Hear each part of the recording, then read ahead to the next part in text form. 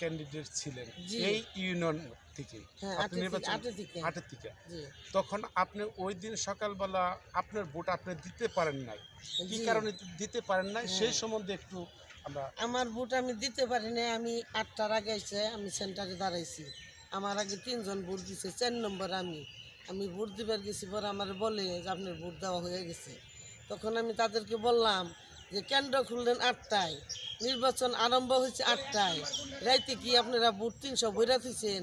আপনি বলেন যে ভোট আমার দেওয়া হয়ে গেছে। আমি তো প্রার্থী, আমি প্রার্থী হয়ে ভোট দিতে পারি নাই।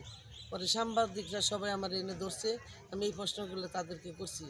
আমার ভোট আমি দিতে পারলাম না, কারণটা কি? আমার এটার প্রশ্নের জবাব দেন। তারা কোনো জবাবও দিতে পারে না। তারপরে আরও ২ বার গেছি। কয় আপনার ভোট তো হয়েই গেছে। আপনি বারবার আসতেছেন, আসলে তো কোনো লাভ নেই। আচ্ছা, আপনি কি এইভাবে এই বিষয়ে কি প্রশাসনকে